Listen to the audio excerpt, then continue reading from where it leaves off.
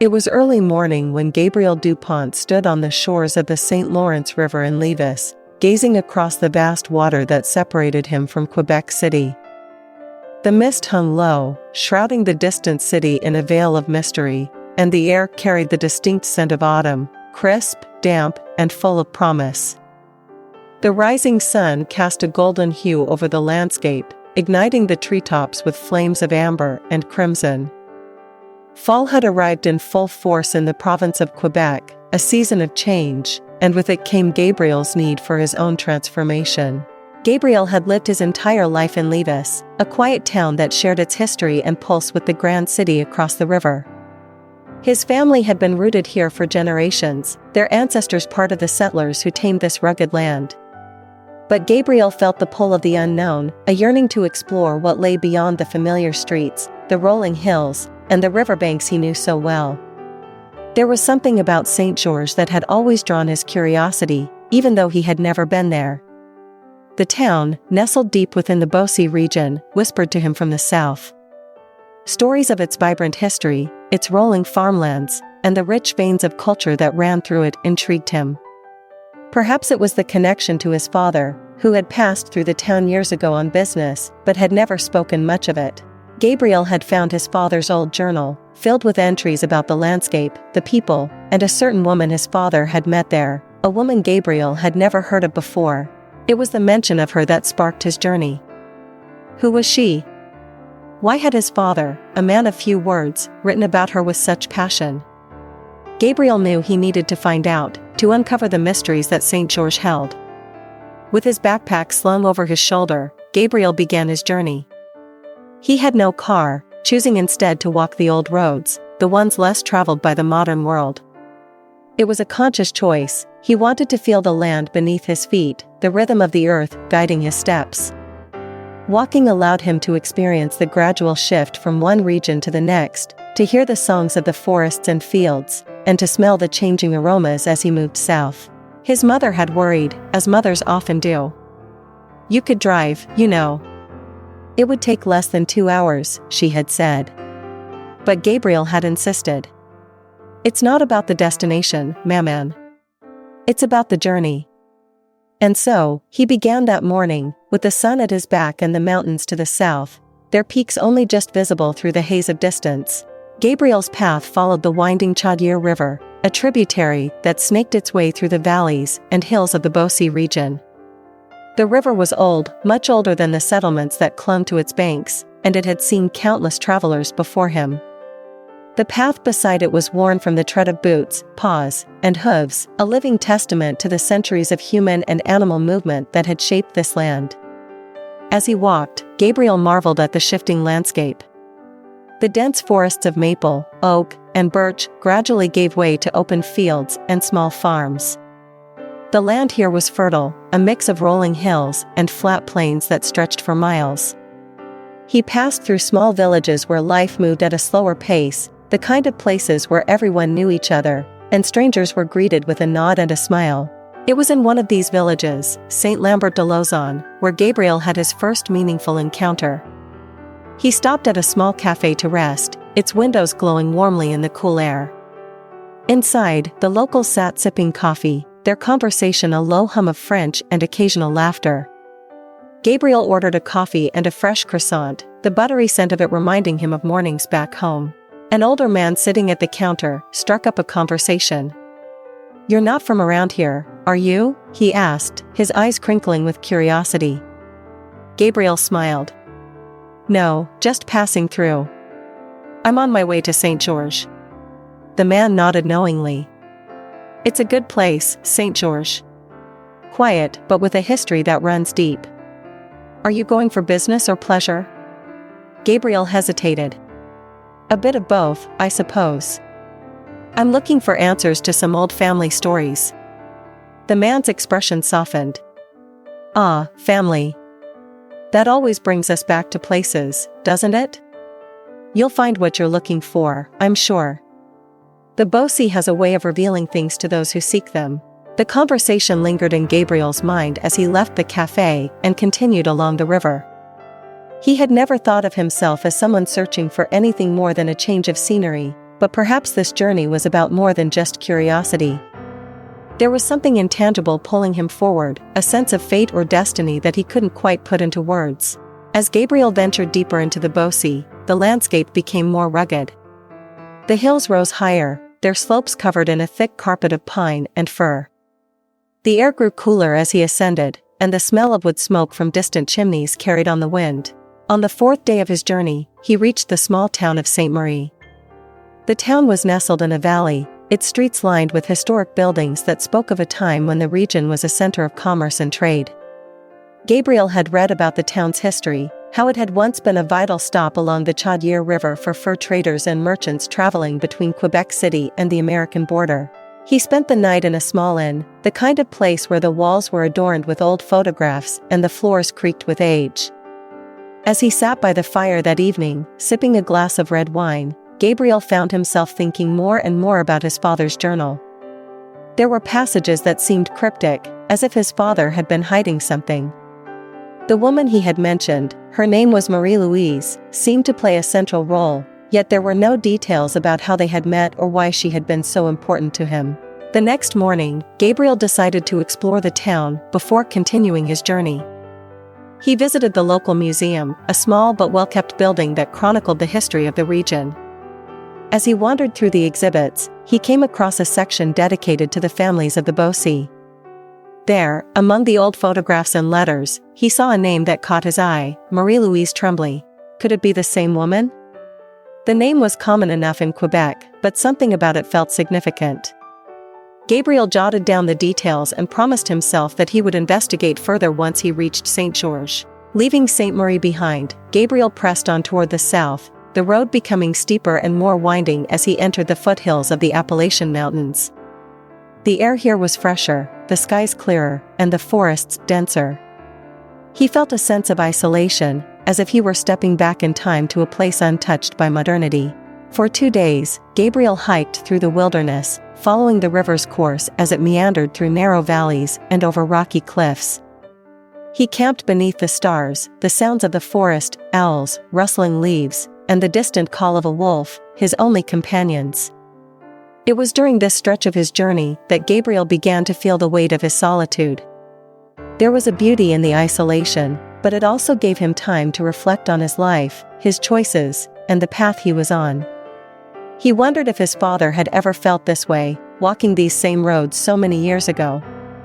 Had he been searching for something too, or had he simply stumbled upon whatever had changed his life? As Gabriel neared Saint Georges, he felt a growing sense of anticipation. The town was just beyond the next ridge, hidden from view, but close enough that he could feel its presence. He knew that whatever answers he sought, they were waiting for him there. Saint Georges was not as large as Gabriel had imagined, but it was charming in its simplicity. The town sprawled along the banks of the Chaudière River, its streets lined with old stone buildings, quaint shops, and cafes. The people were friendly, their accents thick with the unique cadence of the Beauce region. Gabriel found a small inn near the center of town and checked in, eager to begin his search. The first stop on his list was the local archives, where he hoped to find more information about Marie-Louise Tremblay. The archivist, a kindly woman named Sophie, welcomed him warmly. "What brings you to Saint Georges, monsieur?" she asked as she led him into the musty room filled with old books and records. "I'm looking for information about a woman named Marie-Louise Tremblay," Gabriel replied, handing over the notes he had taken from his father's journal. "She would have lived here around the 1950s or 60s. Sophie scanned the notes and nodded. "Marie-Louise Tremblay, yes, I know the name. She was quite a well-known figure in town for a time. Let me see what I can find." For the next few hours, Gabriel pored over old documents, letters, and photographs. Slowly, a picture of Marie-Louise began to emerge. She had been a vibrant woman, deeply involved in the community, and well-loved by many. There were mentions of her in town events, in the church records, and in the local newspaper. But what struck Gabriel the most was a photograph he found, a photograph of his father standing beside her, smiling. The discovery hit him like a thunderbolt. His father had known Marie-Louise well, far better than he had ever let on. The photograph was dated 1962, just a few years before Gabriel was born. Why had his father never mentioned her? Sophie, sensing Gabriel's shock, asked gently, "Are you all right?" "I think I've found what I was looking for," Gabriel replied, his voice barely above a whisper. But even as he said it, he knew that his journey was far from over. There were still so many questions left unanswered, and St. Georges, with all its hidden histories, held the key to unlocking them. Gabriel's journey from Lévis to St. Georges had been more than just a physical trek through the landscapes of Quebec. It had become a journey into his own past, into the hidden corners of his family's history, and into the heart of a mystery that spanned generations. The road had been long and winding, filled with unexpected turns, but as he stood on the banks of the Chaudière River, gazing at the town that had once been the home of his father's secret life, Gabriel knew that he was exactly where he was meant to be. And the story was only beginning.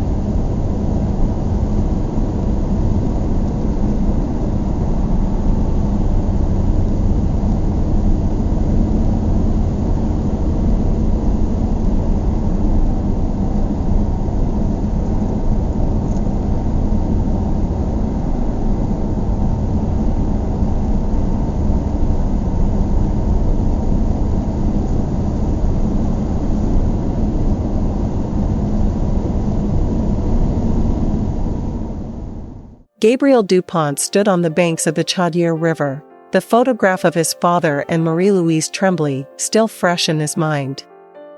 The quiet hum of Saint-Georges enveloped him, a town that seemed peaceful on the surface, but was now charged with the weight of secrets. His father had hidden an entire chapter of his life, and Gabriel was only beginning to understand its significance. As the wind rustled the leaves of the trees lining the riverbank, Gabriel knew his search wasn't over.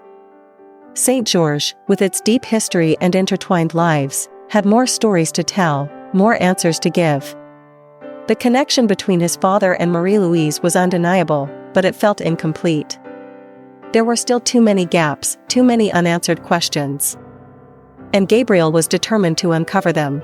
The next morning, Gabriel returned to the archives, eager to learn more about Marie-Louise. Sophie, the archivist, greeted him with a warm smile. "Did you sleep well?" she asked, her curiosity about Gabriel's investigation apparent. "Well enough," he replied. "But I couldn't stop thinking about my father and Marie-Louise. I need to know more." Sophie nodded and led him to a new set of files she had pulled during the night. "I found some additional records," she said. "Old letters, more photographs, even a few personal correspondences. There's more here than I originally thought." Marie-Louise's life seems to have touched quite a few people. Gabriel settled in at a large wooden desk and began poring through the documents. As he sifted through the letters, he started to piece together Marie-Louise's life, her relationships, her involvement in the community, and her deep connection to the town. But then he stumbled upon something unexpected, a series of letters from Marie-Louise to a man named Henri. Henri. The name was unfamiliar to Gabriel, but the letters were deeply personal, filled with longing and affection. They spanned several years, starting in the mid-1950s and continuing into the late 1960s. What struck Gabriel most was the tone of the letters. Marie-Louise spoke of her love for Henri, but there was also a sense of secrecy, as if their relationship had been hidden from the world. Gabriel's pulse quickened as he read the final letter. Dated just a few months before his father's photograph with Marie-Louise, it ended abruptly, with Marie-Louise writing, "I fear we cannot continue like this. It is no longer safe." What had happened? Who was Henri? And why had their relationship become dangerous? Gabriel's mind raced with possibilities. Could Henri have been his father? Had there been a love triangle of some sort? Or was Henri someone else entirely, another player in the complex story of Marie-Louise's life? The mystery deepened. Leaving the archives, Gabriel wandered the streets of Saint-Georges, the weight of the discovery pressing down on him. The quiet town seemed to whisper secrets from every corner. He passed the old church, its steeple casting a long shadow across the square. Could the answers lie in the church records? Gabriel decided to visit the priest, hoping for some insight into Marie-Louise's life. Father Armand, an elderly man with a kind face and weathered hands, greeted Gabriel at the church. "I heard you'd been asking about Marie-Louise," he said, his voice heavy with the gravitas of someone who had seen much in his long life. "Yes," Gabriel replied. "I'm trying to understand her connection to my father, and now, this man named Henri." The priest led Gabriel to his study, a small room filled with old books and religious relics. As they sat down, Father Armand sighed deeply. "Marie-Louise was a remarkable woman," he began. "But her life was not without hardship.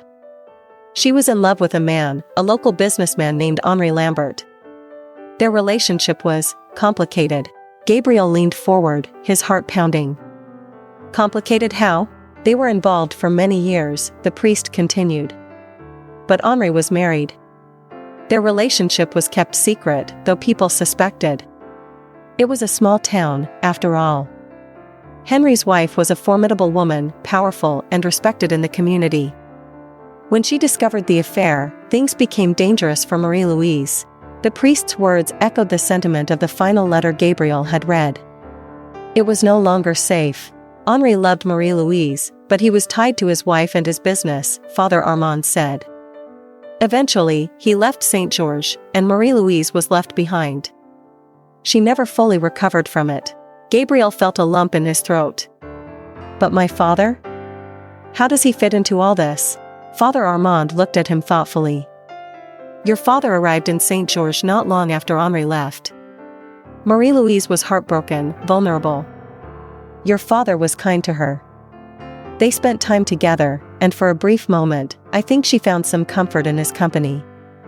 But it wasn't the same. Her heart still belonged to Henri. Gabriel sat back, the pieces of the puzzle slowly falling into place. His father hadn't been the great love of Marie-Louise's life, that had been Henri. But his father had been there in her darkest hour, offering solace in a time of need. Perhaps that was why his father had never spoken of her. It wasn't a grand love story, but rather a quiet, fleeting connection. As Gabriel left the church, he felt both relieved and unsettled. The mystery of Marie-Louise was unraveling, but it was more complex than he had anticipated. There were still gaps, still questions that needed answering. Over the next few days, Gabriel immersed himself in the town's history, speaking with locals who had known Marie-Louise and digging deeper into the archives. The more he learned, the more he realized that St. George held many stories, each one as rich and layered as his own family's. But it was one final discovery that would change everything. In a dusty corner of the archives, Gabriel found a ledger from the 1970s, a record of land ownership in the region. His father's name appeared in the ledger, listed as the owner of a small, remote property on the outskirts of St. George, a property Gabriel had never known existed. Why had his father bought this land? And why had he kept it a secret? The next morning, Gabriel set out to find the property. The land was located deep in the forest, far from the main roads, accessible only by a narrow, overgrown path. As he hiked through the woods, the trees closing in around him, Gabriel felt a sense of anticipation growing within him. There was something here, something his father had left behind. When Gabriel finally reached the property, he was greeted by the sight of an old, weathered cabin, barely visible through the thick foliage. It was small and unassuming, but there was a palpable sense of history surrounding it. The cabin had stood here for decades, untouched and forgotten by the world. As Gabriel stepped inside, he was struck by the stillness, the quiet that seemed to hold the secrets of the past. Dust covered the floors and furniture, and the air was thick with the scent of age. In the corner of the room, Gabriel noticed an old trunk, its lid slightly ajar. Inside the trunk, he found a collection of letters, photographs, and mementos, pieces of his father's life that he had never known about. Among them was a letter from Marie-Louise, addressed to his father. The letter was short, but its message was clear. "Thank you for being there when I needed you most," Marie-Louise had written. "You will always have a place in my heart, even if I cannot be yours." Gabriel stood in the cabin, the weight of his father's hidden life pressing down on him. He had come to St. George seeking answers, and now, standing in this forgotten place, he realized that the answers were more complex than he had imagined. His father's connection to Marie-Louise had been real, but it had been born out of compassion, not love. The true love story had been between Marie-Louise and Henri, a story of passion, secrecy, and heartbreak. As Gabriel left the cabin and made his way back to the town, he felt a sense of closure. He had uncovered the truth, even if it wasn't the truth he had expected. The secrets of St. George had been revealed, and with them, Gabriel had found a deeper understanding of his father, of Marie-Louise, and of himself. But as he walked along the banks of the Chaudière River, Gabriel couldn't shake the feeling that there was still more to discover. The town, with its quiet streets and hidden histories, had left its mark on him. And though his journey had come to an end, St. George would always be a part of him, a place where the past and the present intertwined in ways that only the heart could understand.